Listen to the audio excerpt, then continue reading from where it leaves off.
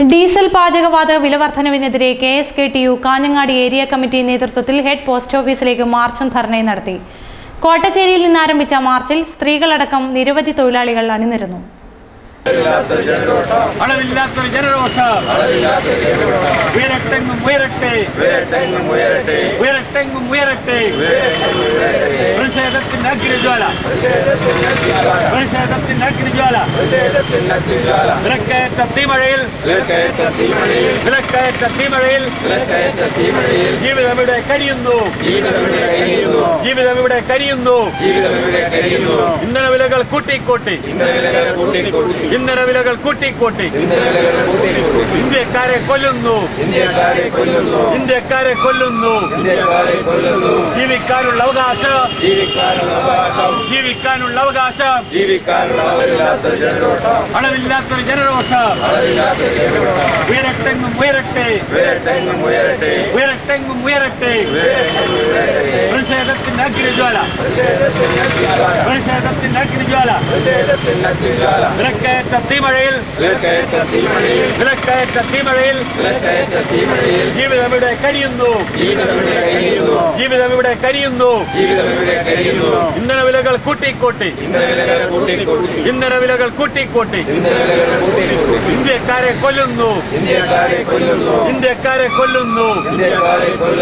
ജീവിക്കാനുള്ള അവകാശം, ജീവിക്കാനുള്ള അവകാശം നിഷേധിക്കും സർക്കാരെ. ജില്ലാ പ്രസിഡന്റ് K. കണ്ണൻ നായർ ധർണ ഉദ്ഘാടനം ചെയ്തു. ഇന്ധന വിലവർദ്ധനവ് ഒരു 11ാമത്തെ തവണയാണ് ഒരു കൊല്ലത്തിനുള്ളിൽ ഇന്ത്യ ഗവൺമെന്റ് നടത്തിയത്.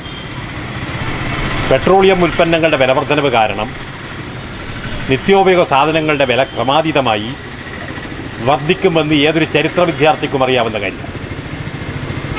വിലക്കയറ്റം എവിടെ എത്തിയാലും ശരി, ജനങ്ങൾ എത്ര ദുരിതം അനുഭവിക്കേണ്ടി വന്നാലും ശരി, ഈ രാജ്യത്തെ മുതലാളിമാരുടെ ലാഭത്തിനൊരു കുറവും വരാൻ പാടില്ല എന്നുള്ള നിശ്ചയദാർഢ്യത്തോടെയുള്ള ഒരു ഭരണമാണ് UPA ഗവൺമെൻറ് മൻമോഹൻ സിംഗിൻ്റെ നേതൃത്വത്തിൽ ഇപ്പോഴും നടത്തിക്കൊണ്ടിരിക്കുന്നത്.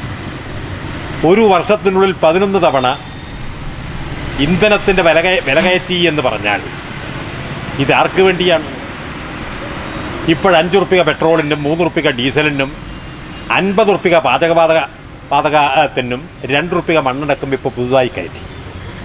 അതിനുശേഷം വീണ്ടും ചില്ലറ പൈസ 25 പൈസയും 39 പൈസയുമായി പെട്രോളിൻ്റെയും ഡീസലിൻ്റെയും വില വീണ്ടും വർദ്ധിപ്പിച്ചു.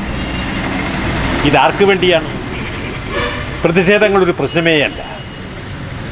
ജനങ്ങൾ എത്ര സഹിച്ചാലും അതൊരു പ്രശ്നമല്ല. ജനങ്ങൾ പണമുണ്ടെങ്കിൽ ആ പണം കൊണ്ട് എന്തും നേടിക്കളയാം.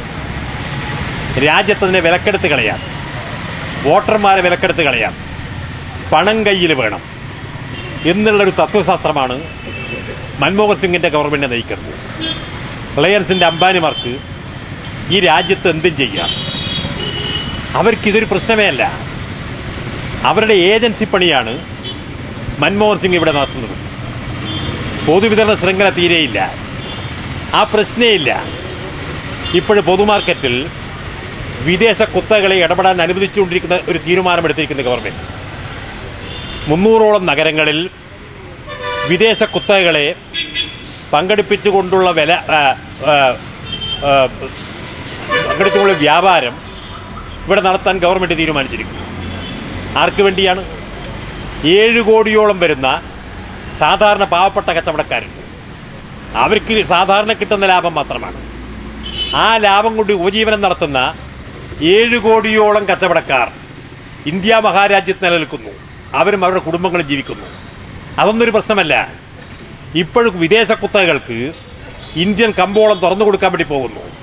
അവർക്ക് എവിടെയും നടത്താം. ഇവിടെ തന്നെ ഇവിടെ ഒരു സ്ഥാപനം നേരത്തെ ഉണ്ടായിരുന്നു. ആ സ്ഥാപനത്തിനെതിരായി കച്ചവടക്കാരും തൊഴിലാളികളും ഒക്കെ സമരം നടത്തിയതാണ്. പക്ഷേ അത് പ്രവർത്തിക്കുന്നില്ല എന്നാണ് പറഞ്ഞത്.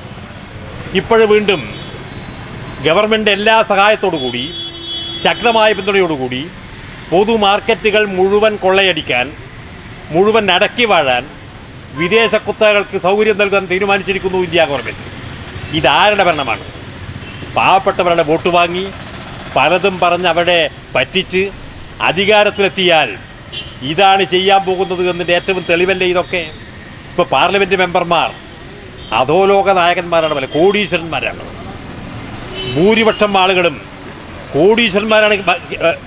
ഇന്ത്യയിൽ BJP MLA അതിലുണ്ട്, കോൺഗ്രസിൻ്റെ BJP MP കോൺഗ്രസിൻ്റെ MP മറ്റ് പല പാർട്ടികളുടെ MP പ്രത്യേകിച്ച് ഇടതുപക്ഷത്തിൻ്റെ MP ഇടതുപക്ഷം ഒഴികെ അവരൊക്കെ കോടീശ്വരന്മാർ ആരെ തെരഞ്ഞെടുത്ത് പാർലമെൻറ്റ് ഭരിക്കുന്നു.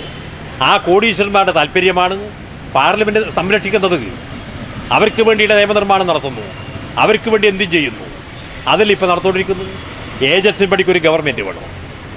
ഏജൻസിയായിട്ട് ചെയ്യുക, അവർക്ക് എല്ലാ ഒത്താശകളും ചെയ്യുക, അവർക്ക് വ്യവസായം തുടങ്ങാൻ, വ്യാപാരം നടത്താൻ, കൊള്ളകളടിക്കാൻ, എന്തും ചെയ്യാനുള്ള ലൈസൻസ് നൽകുക, അതിൽ നിന്ന് നികുതി വാങ്ങി ഇവിടെ ഭരണം നടത്തുക എന്നുള്ള ഏജൻസി പണി മാത്രമാണ് മൻമോഹൻ സിംഗിന്റെ ഗവൺമെന്റ് ചെയ്യുന്നത്.